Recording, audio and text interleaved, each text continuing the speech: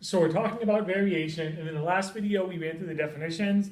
Now we're just going to run through one problem, kind of throwing it all together and seeing how to work it out. And like I said, these can be kind of long and involved to read and to write, so I wrote this one first just to save time on the video. Y varies directly with x and the square of t and inversely with the root of z.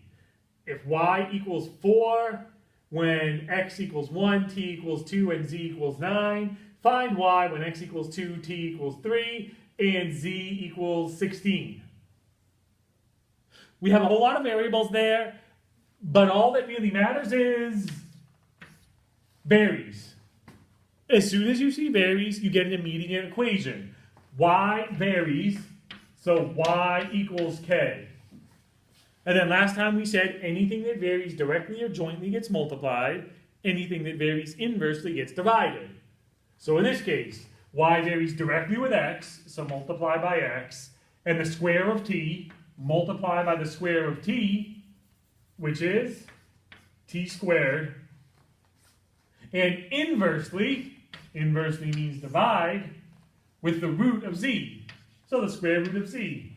And yes, when you're solving these, you can have roots and powers. It doesn't matter if the problem says it, just write it.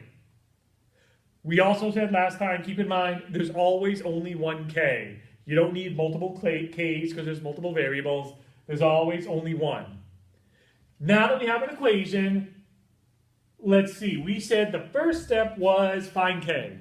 In order to find k, you need a y, x, t, and z that are related. And in this case, that's exactly what we have right here.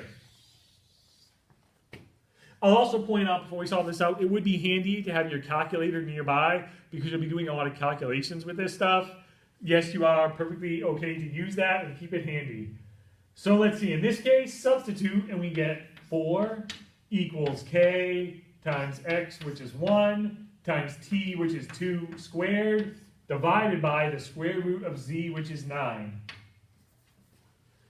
If we solve all that out, the square root of 9 is 3, and then multiply it over here. 3 times 4 is 12.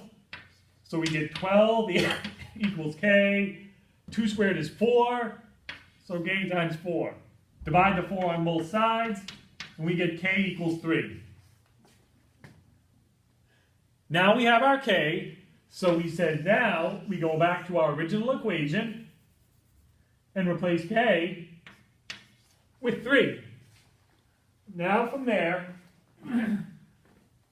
we have the equation we want. Now we said a lot of times you can be asked to find some other variable, but to do the exact same thing. Substitute it and solve.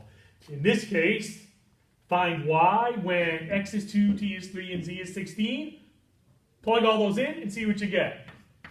So we get y equals 3 times x, which is 2, times t, which is 3 squared, all over, you'll have to forgive me as I cough from the chalk dust, all over the square root of z, which is 16.